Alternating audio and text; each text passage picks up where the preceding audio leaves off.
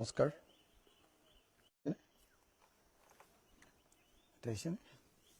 নমস্কাৰ আপোনালোক সকলোকে নমস্কাৰ জনাই অকমান সময় কথা পাতিব খুজিছোঁ। মই আছোঁ এটা কাৰ্বি চাংঘৰত। কাৰ্বি আংলঙৰ মানে গোলাঘাট কাৰ্বি আংলং বৰ্ডাৰ, গোলাঘাট কাৰ্বি আংলং বৰ্ডাৰৰ কাৰ্বি চাংঘৰ এটাত বহি মই আপোনালোকৰ লগত কথা পাতি আছোঁ। আপোনালোকে কেতিয়াবা কাৰ্বি আংলং আহিছেনে? কাৰ্বি মানুহৰ লগত একেলগতে বহি ভাত খাইছেনে? তেওঁলোকৰ চাংঘৰত অথবা তেওঁলোকৰ মাটিৰ ঘৰত কেতিয়াবা খাইছেনে বাৰু? মই আজি গোলাঘাট আৰু আপোনাৰ কি কয় আৰু কাৰ্বি আংলঙৰ বৰ্ডাৰ এখন গাঁৱৰ বহি লৈ আপোনালোকৰ লগত কেইটামান কথা পাতিম বুলি ভাবিছোঁ। আৰু সেইকাৰণে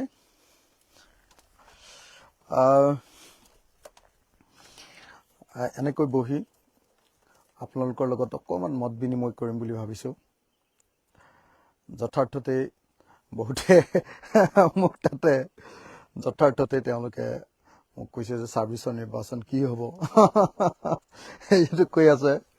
আৰু মই নিৰ্বাচনৰ সেই ধামকমীয়া নিৰ্বাচনী ৰাজনীতিৰ সেই টেনশ্যনৰ পৰা আঁতৰ হ'বৰ কাৰণে এই ফেচবুক লাইভটো কৰিছোঁ। সেই টেনশ্যনৰ পৰা আঁতৰ হ'বৰ কাৰণে নিৰ্বাচনৰ টেনশ্যন চলি আছে। ছাব্বিছৰ নিৰ্বাচনৰ টেনশ্যন খুব চলি আছে। সাংঘাতিক ধৰণে টেন্স চিটুৱেশ্যন এটা। মোৰ মুখমণ্ডল, মোৰ কাণ চব দেখি নিশ্চয় আপোনালোকে বুজি পাইছে যে মই যথেষ্ট টেনশ্যনত আছোঁ। শব্দটো শুনি আছে নে নাই? শুনি আছে নে নাই? চাউণ্ড নাই শুনা? তাত শুনা নাই বুলি লিখা আছে কোনোবা জানে। চাউণ্ড গৈছে নে নাই? নাই যোৱা?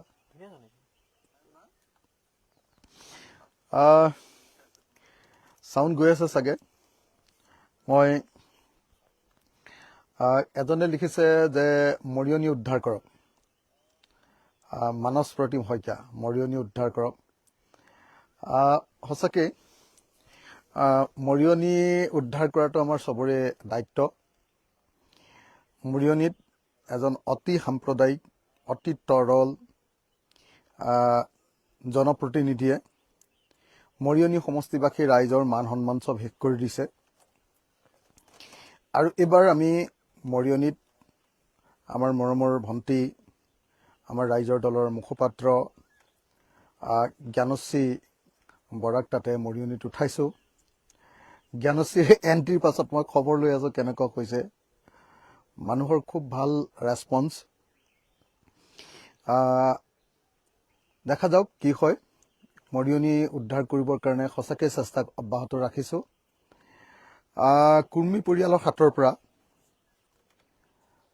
ইয়াৰ আগতে ৰূপজ্যোতি কুৰ্মীৰ মাকে 10 বছৰ নে 20 বছৰ খালে। এতিয়া পুতেকে 20 বছৰ মাকে খালে, এতিয়া পুতেকে 25 বছৰ খালে। মুঠতে 45 বছৰমান এটা পৰিয়ালে তাত খাই আছে আৰু সমষ্টিটো পুৰা বিধ্বস্ত, একো নাই। আজি শিৱসাগৰ সমষ্টিত ধৰক মই কেইটামান স্পেচিয়েল প্ৰজেক্ট আনিছোঁ। যেনেকৈ ধৰক ৰংঘৰ প্ৰকল্প 142 কোটি টকা, ডিষ্ট্ৰিক্ট ষ্টেডিয়াম 50 কোটি টকা,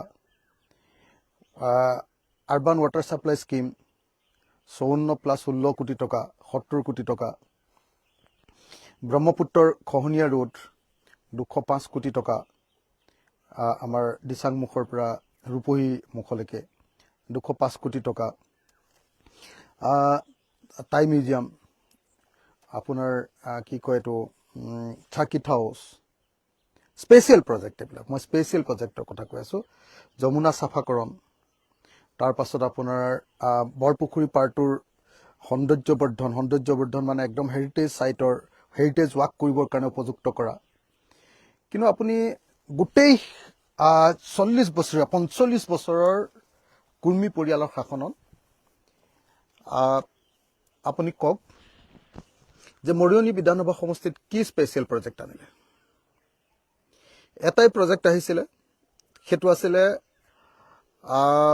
আপোনাৰ পানী যোগান প্ৰকল্প এটা আমাৰ নকছাৰী এটা মৰিয়নি টাউনৰ ওচৰত এই দুইটা পানী যোগান প্ৰকল্পই বিকল পানী একটো পালো খাবলৈ নাপালে মানুহে কিবা 100 কোটি টকাৰ প্ৰজেক্ট আছিলে এই দুটাই আহিছিল অকল গোটেই 40 বছৰীয়া 45 বছৰীয়া শাসনকালত তাৰ বাহিৰে একো স্পেচিয়েল প্ৰজেক্ট নাই আমাৰ গোটেই মৰিয়নিখনত মই 5 বছৰত মাত্ৰ শিৱসাগৰ বিধানসভাত আছিলোঁ শিৱসাগৰ বিধানসভাত 5 বছৰৰ কাৰ্যকালত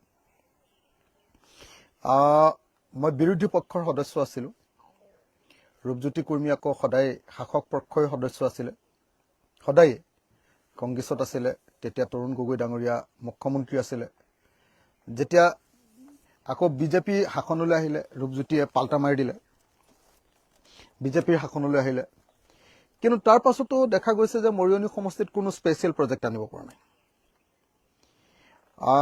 গতিকে মই সেইকাৰণে কেইবাজনৰ যেতিয়া লিখিছে যে নহয় হেৰি কি কয় হেৰি কৰিব লাগে মৰিয়নিৰ পৰা ৰূপজ্যোতি কুৰ্মীক খেদিব লাগে সেই সমষ্টিটো আমি উদ্ধাৰ কৰিব লাগে যথাৰ্থতে সেইটো উদ্ধাৰ কৰিবৰ কাৰণে কাম আৰম্ভ কৰিছোঁ হ'ব পাৰে যে এই যুঁজ অলপ কঠিন কাৰণ বিজেপি ৰুলিং পাৰ্টি হয় টকা পইচা আছে বহু দিনৰ পুৰণি বিধায়ক কিন্তু আমি এবাৰ ভালকে এঘুৰি যুঁজিম এইটো কথা কনফাৰ্ম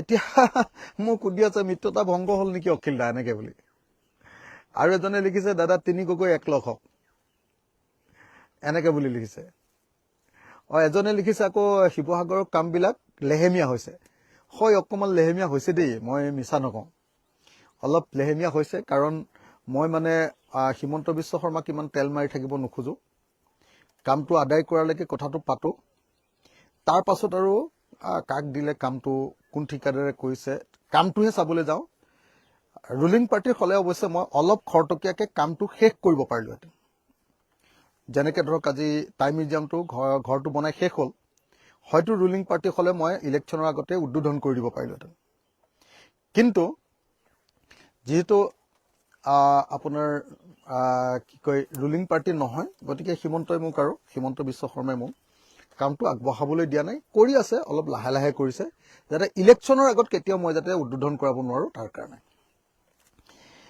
এতিয়া মোক সুধি আছে যে মিত্ৰতা হ'বনে নহ'ব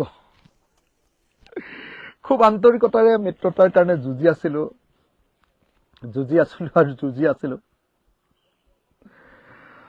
এতিয়া এনেকুৱা অনুভৱ হৈছে যেন এই মিত্ৰতাৰ যুঁজখনত আমি হাৰিবলৈ গৈ আছো আৰু সেইটো টেনচনতে মই আপোনালোকৰ লগত যোৱা 30 দিন মান ধৰি 30 দিন হোৱা নাই নেকি 26 দিন মান হৈছে 26 দিন মান ধৰি ভালকে কাম কাজ কৰিব পৰা নাই মিত্ৰতাৰ কথা আলোচনা কৰোঁতে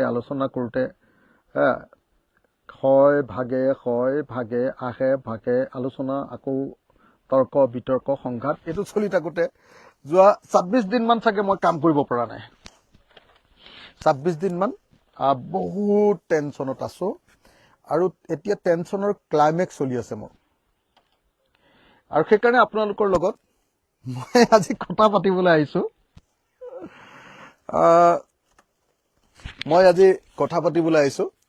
আপোনালোকৰ লগত যে ইলেকশ্যনৰ সময়ত যেটো টেনচন এনেকুৱা মিত্ৰতাৰ যুঁজ এনেকুৱা সংঘাত আকৌ বুজাবুজি আকৌ সংঘাত আকৌ বুজাবুজি আকৌ সংঘাত এই হ'ব এই নহ'ব এই গোটেই যুঁজখনত এজন মানুহ তেওঁ ৰাজনীতিক হওক বা ঘৰতো তেনেকুৱা ধৰণৰ নিশ্চয় আপোনালোকৰ পৰিৱেশ হয়, অন্য সামাজিক কথাটো নিশ্চয় তেনেকুৱা ধৰণৰ পৰিৱেশ হয়।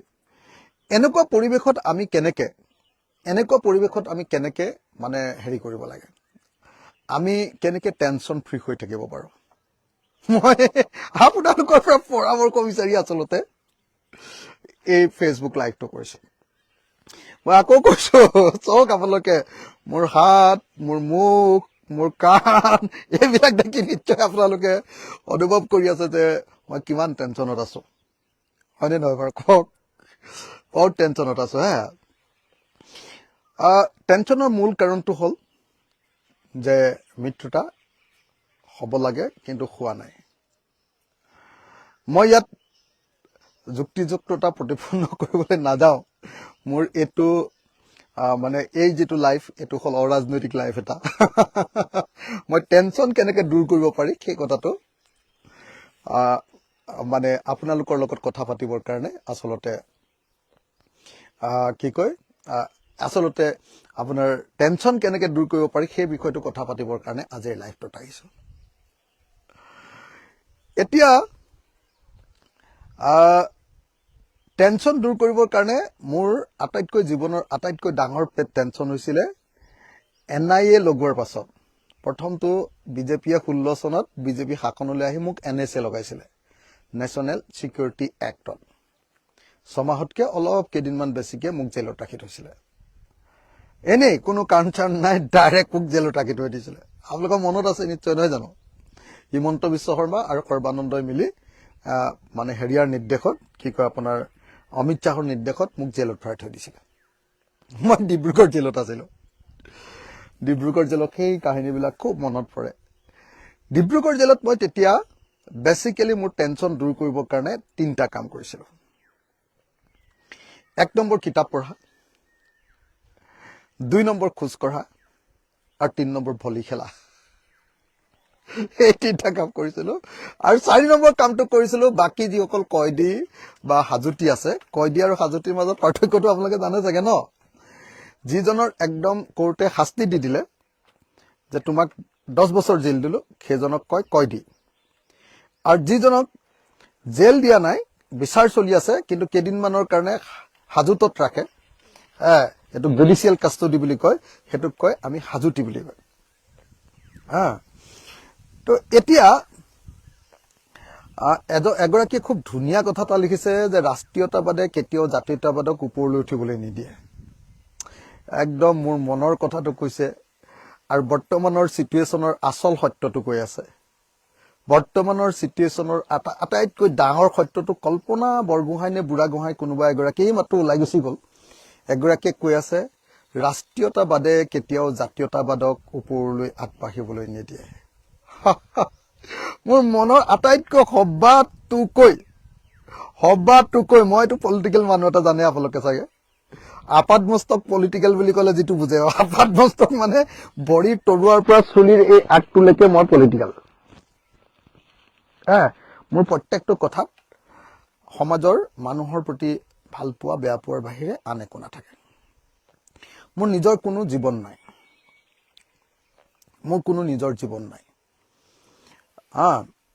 মোৰ জীৱনটো হ'ল মানুহৰ কাৰণে জীৱন। আৰু মই মানুহৰ কল্যাণত যিটো সিদ্ধান্ত ল'ব লাগে তাৰ বাহিৰে কোনো ব্যক্তি স্বাৰ্থত বা দলীয় স্বাৰ্থত কোনো সিদ্ধান্ত নলওঁ। কিন্তু যেতিয়া সামাজিক স্বাৰ্থতকৈ কাৰোবাৰ ব্যক্তি স্বাৰ্থ উদ্ধত হয় আৰু সেইটো আমাৰ ওপৰত জাপি দিয়ে, তেতিয়া আকৌ মই মোৰ নিজৰ মতাদৰ্শ আৰু মোৰ নিজৰ অভিজ্ঞতা আৰু মোৰ নিজৰ সেন্সিটিভিটি তাৰ ওপৰত ভিত্তি কৰি মই সেইটো সদায় প্ৰতিৰোধ কৰোঁ। সেইটো মোৰ ষ্টেণ্ড, মোক এইটো মতাদৰ্শ বুলি যাক কয় আপুনি। এতিয়া জেলত থাকোঁতে আৰু এটা কাম কৰি মই মোৰ টেনশ্যনটো দূৰ কৰিছিলোঁ। কি জানেনে? সেইটো হ'ল শাক পাচলি আপোনাৰ যে খেতি কৰোঁ, মই নিজে কৰোঁ, নহ'লে কয়দীবিলাকে কৰে, মই চাওঁ, মই তেওঁলোকৰ লগত কথা পাতোঁ, অকণমান পানী দি দিওঁ, তেওঁলোকৰ লগত আড্ডা দিওঁ, তেওঁলোকৰ কাহিনীবিলাক শুনো, এইবিলাক কৰি থাকোঁ। আৰু মই সদায় সুধি থাকোঁ যে আপুনি কিয় মানুহজন মাৰি দিলে? আৰু এতিয়া বেয়া লগা নাইনে আপোনাৰ? মানুহ এজনক মাৰি দিলে আৰু এতিয়া আপুনি জেইলত আছে গোটেই জীৱন।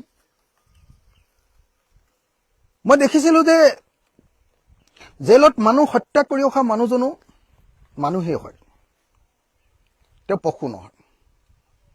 কিন্তু তেওঁ পশুৰ দৰে এজন মানুহক মাৰি দিলে কিয়? তেতিয়া মই কথা পাতি এটাই বুজি পাইছিলোঁ যে তেওঁ আকস্মিকভাৱে খং উঠি গৈছিলে, তেওঁ নিজকে কণ্ট্ৰল কৰিব পৰা নাছিলে। আৰু সেই সময়খিনিত তেওঁৰ মনুষ্যত্বতকে তেওঁ পশুত্বই তেওঁক কাবু কৰি পেলাইছিলে। আৰু সেই পশুত্বই তেওঁক সেই মানুহজনৰ প্ৰতি থকা ক্ষোভৰ জৰিয়তে তেওঁক আক্ৰমণ কৰিবৰ কাৰণে উত্তেজিত কৰি তুলিছিলে। আৰু মাত্ৰ খন্তেক সময়তে সেই ঘটনা সংঘটিত কৰিছিলে। আৰু তাৰ পাছত কেৱল অনুতাপ আৰু কেৱল অনুতাপ।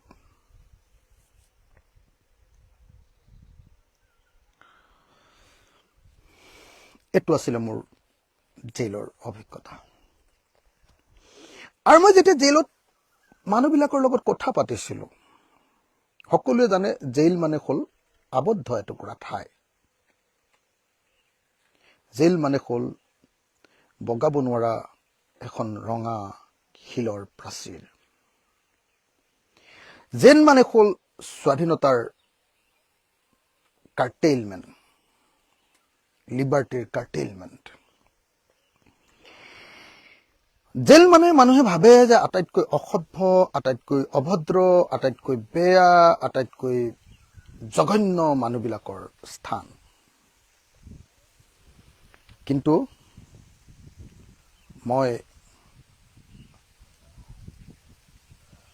এজনে লিখিছে, সৰ্বোচ্চ উজাৰি দি আপোনাৰ জৰিয়তে অসমত জাতীয়তাবাদ প্ৰতিষ্ঠা কৰিম। চেলুট ভাই, চেলুট। সুকল্যাণ দত্ত, চেলুট ভাই। এতিয়া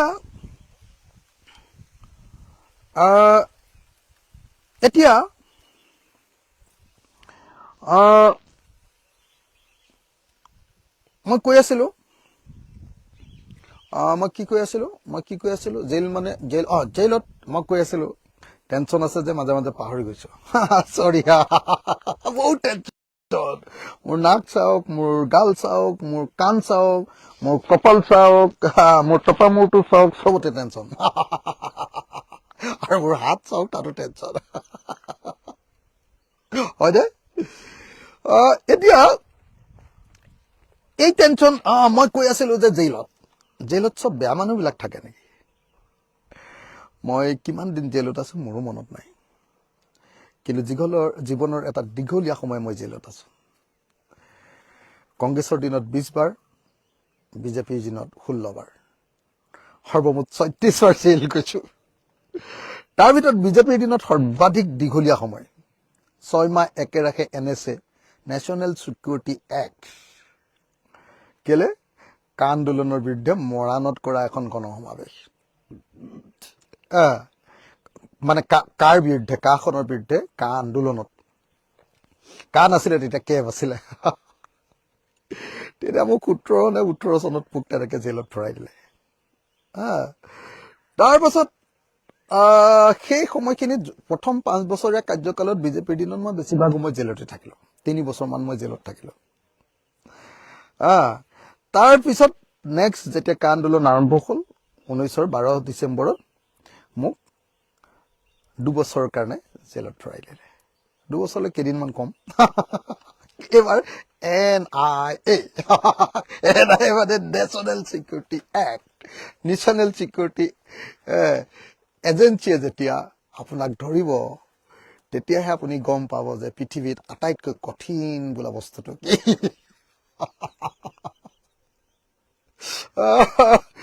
মোৰ ধৈৰ্য, মোৰ বিটু আৰু মোৰ হেৰিয়ালে মনত পৰিছে, আপোনাৰ কি কয় আমাৰ মানস কোঁৱৰলে মনত পৰিছে। ইহঁতি কোৱা কথাকেইটা নাই, অফিচাৰকেইটা দপদপকে যেতিয়া মনত পৰি আছে বুজিছে। এতিয়া মই আপোনালোকক কৈ থকা কথাটো হ'ল যে জেইলত সঁচাকে চব অমানুহ থাকে নেকি, সঁচাকে চব অসভ্য মানুহ থাকে নেকি? নহয়। মইতো অনুভৱ কৰোঁ যে জেইলত আটাইতকৈ ভদ্ৰ, আটাইতকৈ নম্ৰ, আটাইতকৈ ডিচিপ্লিন আৰু আটাইতকৈ নিস্বাৰ্থৱান মানুহবিলাক থাকে, যিটো বাহিৰত তেনেকুৱা পোৱা নাযায়। বাহিৰৰ মানুহবিলাকে সাধাৰণতে এখন মুখা পিন্ধি থাকে। আমাৰ সমাজত জেলত থকা মানুহবিলাক দুৰ্দশাগ্ৰস্ত, নিঃস্ব, অনিশ্চিত ভৱিষ্যত আৰু ৰুদ্ধদ্বাৰৰ মাজত থাকে।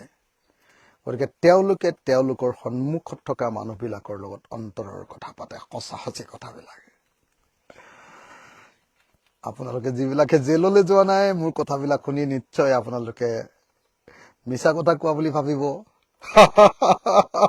মই মিছা কথা কৈছো বুলি ভাবিব, আৰু আপোনালোকে এই অখিল গগৈ আকৌ মিছা কথা কৈছে। কিন্তু মই জীৱনত কেতিয়াও কোনো কথাই মিছা নকওঁ। কৰবাত টেকনিকেল মিছা এটা দুটা থাকিব পাৰে দেই, টেকনিকেল মিছা। কিন্তু আদৰ্শগত মিছা কথা আৰু সঁচা সঁচি মিছা কথা কেতিয়াও নাথাকে, টেকনিকেল। তাৰ বাহিৰে মই কেতিয়াও জীৱনত মিছা কথা নকওঁ, কেতিয়াও। এতিয়া মই জেলত থকা সময়ত NSAৰ পিছত NIA, Guwahati jail, Dibrugarh jail, কি কয় আপোনাৰ গোৱালপাৰা জেল, বাকী নাই আৰু যোৰহাট জেল, গোলাঘাট জেল, চবতে ঘূৰাইছে তেতিয়া NIA কাৰ্যকালটো 2 বছৰ। এই কাৰ্যকালবিলাক মই যেতিয়া জেলত আছিলোঁ, সেই সময়খিনি আছিলে মোৰ কাৰণে আটাইতকৈ টেনচনৰ সময়। মই ভাবিছিলোঁ মোৰ ৰাস্তা হয় গোটেই জীৱন জেলত থকা, অথবা নিজে নিজক শেষ কৰি দিয়া।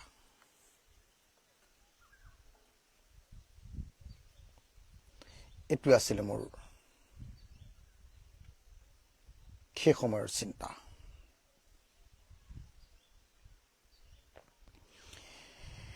মোৰ কাৰণে উদ্ধাৰৰ সকলো পথ প্ৰায় ৰুদ্ধ হৈ গৈছিল। জেলৰ পৰা ওলোৱাৰ সকলো ৰাস্তা বন্ধ হৈ পৰিছিল। এই হিমন্ত বিশ্ব শৰ্মা আৰু সৰ্বানন্দ সোণোৱাল আৰু অমিত শ্বাহে মই যাতে কোনোদিন জেলৰ পৰা ওলাব নোৱাৰো, তাৰ কাৰণে সকলো ধৰণৰ আইনী ব্যৱস্থা গ্ৰহণ কৰিছিলে। কিন্তু কেতিয়াবা সব দৰ্জা চৰ্জা বন্ধ হৈ গ'লেও কেতিয়াবা আপুনি দেখিব যে কোনোবা এখন খিৰিকীয়েদি অকণমান হাৱা সোমাই আহিছে। জীৱনটো এনেকুৱাই, সকলো পথ ৰুদ্ধ হৈ যোৱাৰ পাছতো ওলাই আহে এটা নতুন পথ, আৰু আপুনি সেই পথত যদি খোজ দিবলৈ সাহস কৰে, তেতিয়াহ'লে আপোনাৰ কাৰণে ওলাই আহে এখন নতুন পৃথিৱী। মই জানো, আৰু প্ৰত্যেকজন মানুহে জনা উচিত, যে যেতিয়া আপোনাৰ পথ ৰুদ্ধ কৰি দিব খোজা হয়, সেইটো আপোনাৰ ব্যক্তিগত পথ হওক বা সামাজিক পথ হওক বা ৰাজনৈতিক পথ হওক, যেতিয়া ৰুদ্ধ কৰি দিব খোজা হয় আৰু আপোনাক সমাজত চাৰিওফালৰ পৰা ভিলেইন সজাবলৈ চেষ্টা কৰা হয়, তাৰ পাছতো আপোনাৰ কাৰণে ৰৈ থাকে সৰু সুৰা এটা দুটা ফুটা, সৰু সুৰা এটা দুটা পথ, খিৰিকী, যিফালেদি আকৌ আপোনাৰ জীৱনলৈ নামি আহিব পাৰে, আপোনাৰ আদৰ্শলৈ নামি আহিব পাৰে, আপোনাৰ সংগ্ৰামলৈ আহিব পাৰে, আপোনাৰ আপোনাৰ সামাজিক কামলৈ নামি আহিব পাৰে এজাক স্নিগ্ধ মলয়া বতাহ। আৰু সঁচাকৈ মই যেতিয়া কথাটো কৈ আছো, তেতিয়া কাৰ্বি আংলঙৰ এই চাংঘৰটোত এজাক ফিৰফিৰিয়া বতাহ আহি মোৰ গাটোত স্পৰ্শ কৰি গৈছে।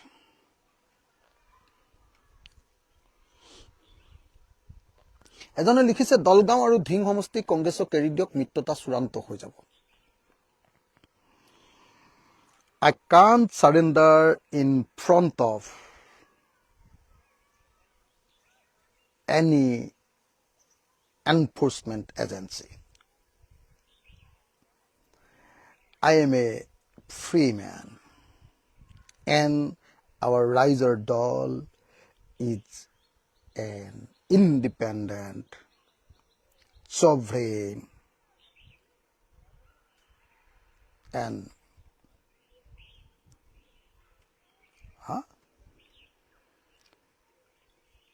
self-sustained political party.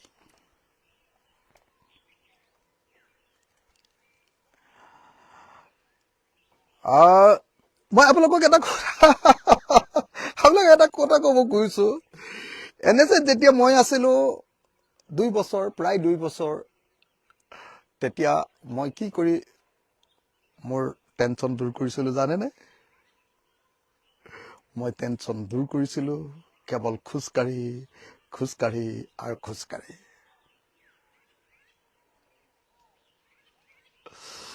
কেনেকে খোজকাঢ়িছিলো? আমাৰ গুৱাহাটী জেলৰ ৱালৰ কাষে কাষে এটা পকা ৰাস্তা বনাই থোৱা আছে, বাউণ্ডেৰী কাষে কাষে। গোটেইটো ঘূৰিলে কেই কিলোমিটাৰ হয়? 2 নে 1 কিলোমিটাৰ পাহৰি গলো। গোটেই ৰাউণ্ডটো ঘূৰিলে 1 নে 2 কিলোমিটাৰ হয়। মই দিনটোৰ প্ৰায় বেছিভাগ সময় তাতে খোজকাঢ়িছিলো। বেছিভাগ সময় মই তাতে খোজকাঢ়িছিলো, ভাবিছিলো, চিন্তা কৰিছিলো, চিন্তা কৰিছিলো আৰু কেনেকৈ অসম মাতৃ উদ্ধাৰ হ'ব পাৰে, কেনেকৈ অসমখনক 1 ষ্টেপ ফৰৱাৰ্ড কৰিব পাৰি, তাৰ কাৰণে থিয়ৰী বনোৱাত মই নিযুক্ত হৈ আছিলো। মই চেষ্টা কৰিছিলো যে মোৰ এই আটাইতকৈ বেয়া সময়খিনিৰ পৰা ওলাই আহক কিবা এটা ভাল ৰিজাল্ট। আৰু এনেকে ভাবি থাকোতে খোজকাঢ়োতে এদিন পৃথিৱীলৈ হেৰি নামি আহিছিলে, কি কয় এইটো বেমাৰটোৰ নাম কি আছিলে? কৰোণা বেমাৰ, কৰোণা ডিজিজটো নামি আহিছিলে। আৰু এদিন মোক খুব বেয়া অৱস্থাত GMC হস্পিটেলত ভৰ্তি কৰা হৈছিলে।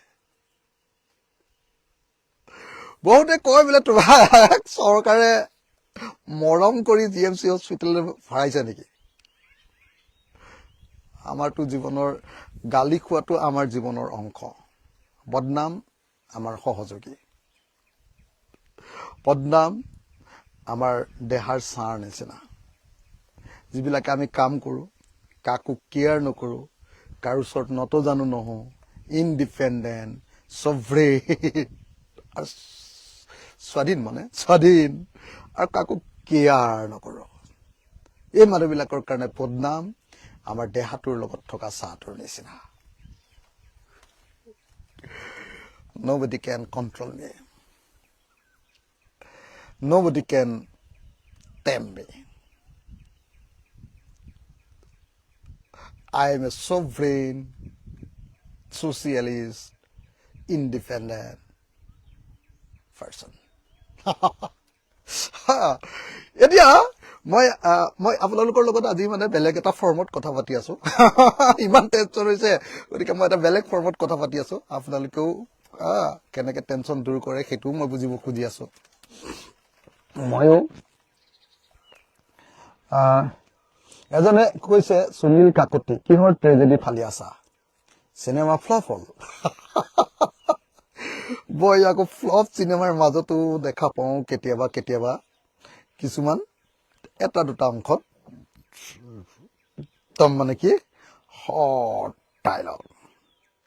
কি বুলি কয় গানত, সেইটোক কি বুলি কয়? পাঞ্চিং লাইন নেকি? কি লাইন? হুক, পাঞ্চ লাইন বা হুক লাইন। এটা গানৰ সকলো অংশ ভাল নহয়, এটা বা দুটা লাইন থাকে যিকেইটা লাইন সাংঘাতিক ধৰণে পপুলাৰ হয়।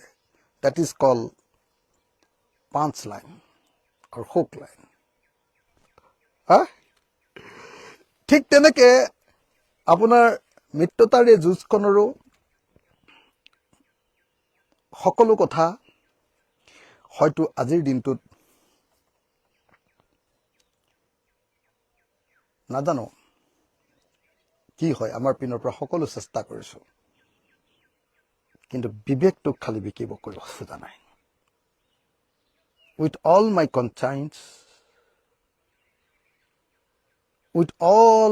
conscience, I would like to go together with all the opposition party, but with my dignified life, with dignity. তো গতিকে মই দলগাঁৱত ৰাইজৰ দলৰ প্ৰাৰ্থী কেতিয়াও জিকিব নোৱাৰে, মিছা কথা। যদি আজিজোৰক চিটটো এৰি দিয়া হয় মিত্ৰতাৰ পিনৰ পৰা, আজিজোৰ বহুত ভোটত জিকি যাব।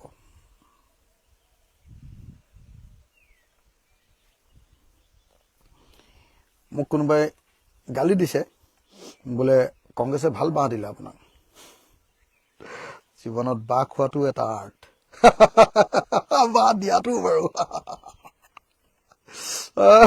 মৃত্যুটো এটা শিল্প, জীৱনৰ নিৰ্লোভ জীৱনৰ কঠিন শিলত কটা নিৰ্লোভ ভাস্কৰ্য।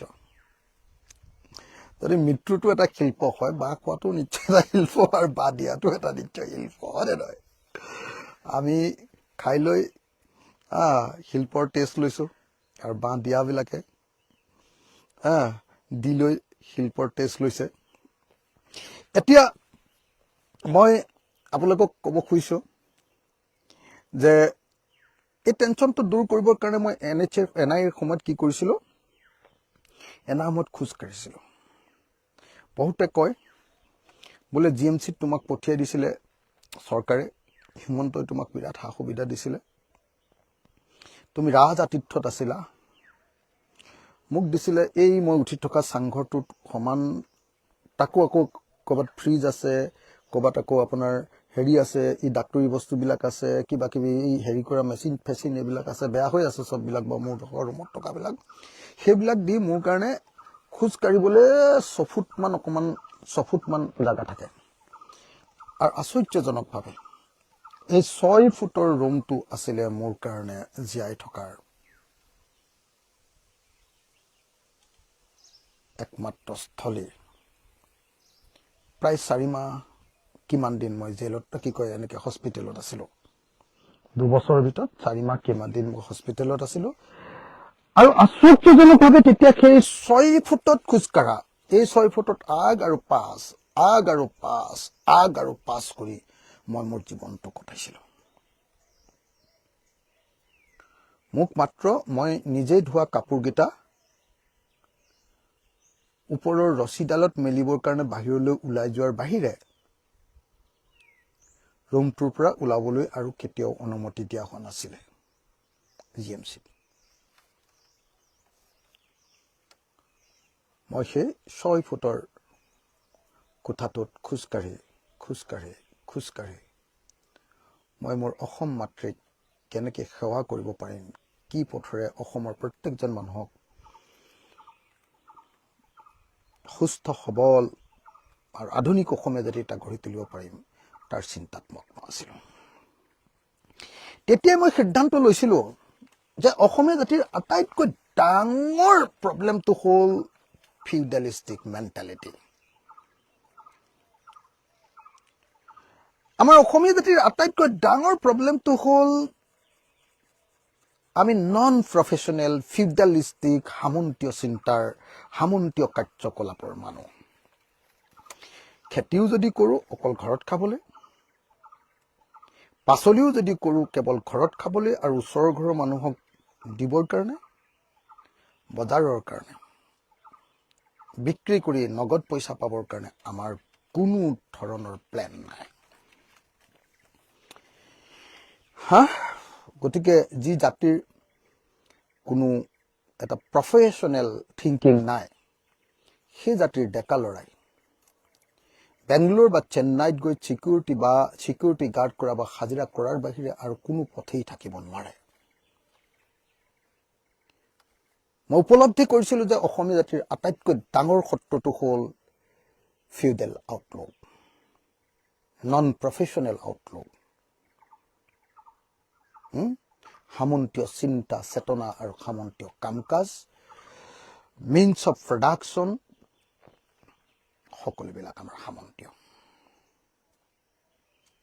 উই হেভ ন' কেপিটেল। কেপিটেল কাক কয় জানেনে? যেতিয়া আপোনাৰ ওচৰত এটা টকা থাকে, সেই টকাটোৰে যদি আপুনি এটা ব্ৰেড খাই দিলে সেইটো কেপিটেল নহয়। সেই টকাটোৰে যদি আপুনি এটা ব্ৰেড কিনি সেই ব্ৰেডটোক বিক্ৰী কৰি 1.5 টকা পালে, 50 পইচা যে ইনকাম কৰিলে, তেতিয়াহ'লে আপোনাৰ সেই টকাটো কেপিটেল বুলি কয়, পুঁজি। আমি আমাৰ টকাক কেতিয়াও পুঁজিলৈ ৰূপান্তৰ নকৰোঁ। আমাৰ উজনি অসমৰ ক্ষুদ্ৰ চাহ খেতিয়কে যেতিয়া এবছৰত 4 লাখ টকা ইনকাম কৰে, সেই 4 লাখ টকাটোৰে এটা পকা ঘৰ বনায়, নহ'লে এখন ধুনীয়া ভাওনা দিয়ে, নহ'লে ক'ৰবাত ফুৰিবলৈ যায়, নহ'লে এখন গাড়ী লয়, নহ'লে নিজৰ ঘৰটোকে ইটালিয়ান কৰি আৰু বেছি পইচা খৰচ কৰি থাকে। সেই পইচাটোৰে আৰু 2খন বাগান কিনাৰ কাৰণে চেষ্টা নকৰে, বা তেওঁলোকৰ ঘৰত পাত তোলা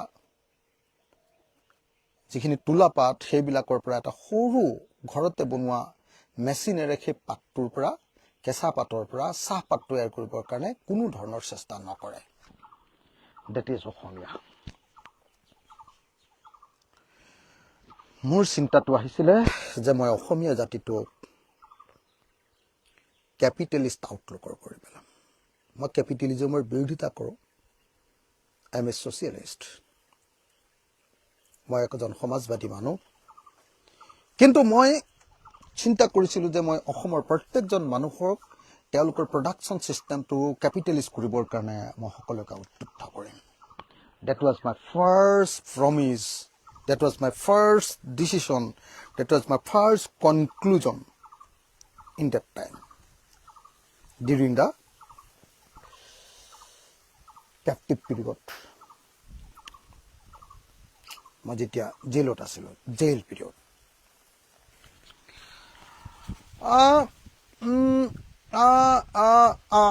তাৰপিছত দ্বিতীয় বস্তুটো আছিলে যে আমাৰ খেতি, আমাৰ আটাইতকৈ ডাঙৰ খেতিটো শালি খেতি, বাট আমি এবাৰেই খেতি কৰোঁ। এণ্ড পৃথিৱীত এনেকুৱা কোনো জাতি নাই যে এবাৰ খেতি কৰি ধনী হ'ব পাৰে। চ' মোৰ দ্বিতীয় চিন্তাটো আছিলে যে আমাৰ খেতিক আমি বছৰৰ সকলো সময়তে কৰা খেতিত পৰিণত কৰিম। That was my second conclusion. 3 নম্বৰটো আছিলে যে অসমৰ মানুহক যদি সঁচাকে যদি মানে লাহে লাহে ধনী কৰিব লাগে, অসমত কেপিটেল ফৰ্মেশ্যন হ'ব লাগিব, জাতীয় পুঁজি গঠন হ'ব লাগিব, অসমতে অসমৰ পুঁজি গঠন হ'ব লাগিব। আৰু যদি কেপিটেল ফৰ্মেশ্যন হ'ব লাগে, তেতিয়াহ'লে আমাৰ ইয়াত সৰু সৰু মানে ইণ্ডাষ্ট্ৰি হ'ব লাগিব। ডাঙৰ হ'লেও হয়, কিন্তু ডাঙৰ আমি ইণ্ডাষ্ট্ৰি কৰিবই নোৱাৰোঁ, কাৰণ আমাৰ পইচা নাই। চৰকাৰেতো থকা ইণ্ডাষ্ট্ৰিবিলাক বন্ধ কৰিছে, আৰু আমাৰ সৰু খেতিয়কবিলাক, সৰু মিডল ক্লাছটো, এই মিডল ক্লাছটোৱেও ইণ্ডাষ্ট্ৰি খুলিবৰ কাৰণে, ইনভেষ্টমেণ্ট কৰিবৰ কাৰণে কেপিটেল নাই। গতিকে মই চিন্তা কৰিছিলোঁ যে গাঁৱে গাঁৱে চৰকাৰ আৰু মানুহৰ সহযোগত এখন গাঁৱত 1টা বা 2টা সৰু ইণ্ডাষ্ট্ৰি, তাত চৰকাৰে দিব মেচিন, গাঁৱে দিব মাটি আৰু ঘৰ। গাঁৱত পৰি থাকে ন তেনেকুৱা ঘৰ, হল ঘৰ, তেনেকুৱা এটা দিব গাঁৱে, আমি চৰকাৰে দিম মেচিন। গাঁৱে দিব শ্ৰম শক্তি, লেবাৰ, তাৰ বিনিময়ত হাজিৰা পাব, পইচা পাব, দৰমহা পাব, এমাহত 30,000, এদিনত 1,000 টকা। আৰু আমি দিম কি? টেকনলজি। মেচিন আৰু টেকনলজি আমাৰ, মাৰ্কেট আমাৰ, শ্ৰম, লেণ্ড আৰু কি ভালোবাসা জনতাৰ। আৰু তাৰ পৰা গাঁৱে গাঁৱে এটা এটা সৰু সৰু ইণ্ডাষ্ট্ৰি গঢ়ি উঠিব। এটা ইণ্ডাষ্ট্ৰিত যদি 40 জন বা 50 জন মানুহক আমি সংস্থাপিত কৰিব পাৰো, গাঁওখনৰ পুৰুষ মহিলা, তেতিয়াহ'লে দুটা ইণ্ডাষ্ট্ৰি কৰিলে মোটামুটি নিবনুৱা শেষ হৈ যাব। আৰু মাৰ্কেটিঙৰ দায়িত্ব ল'ব লাগিব চৰকাৰে। কেনেকুৱা মাৰ্কেটিং? অনলাইন মাৰ্কেটিং হ'ব পাৰে। চাইকেল দি ল'ৰাবিলাকক বেলেগ বেলেগ বস্তু বিক্ৰী কৰিবলৈ পঠিয়াব পাৰোঁ। অনলাইন মাৰ্কেটিং বোলে হেৰিয়াতেই কৰি দিলোঁ, কি কয় আমাজন বা কি কয় এইটো চব কি কয় ফ্লিপকাৰ্টতে কৰি দিলোঁ। আজিকালি বস্তু যে দিব পাৰি সেইটোৱে কৰি দিলোঁ। নহ'লে এইবিলাক ক'ৰবাত ষ্ট'ৰ খুলিলোঁ, নহ'লে বোলে গভৰ্ণমেণ্টৰ জৰিয়তে বোলে এক্সপৰ্ট কৰিলোঁ, এনেকৈ। তো এইবিলাক আছে মোৰ চিন্তা। আৰু ৰাজনীতি মোৰ সেই চিন্তাবিলাক প্ৰতিস্থাপিত কৰিবৰ কাৰণে, সেই চিন্তাবিলাক আগবঢ়াই লৈ যাবৰ কাৰণে এটা হাথিয়াৰ।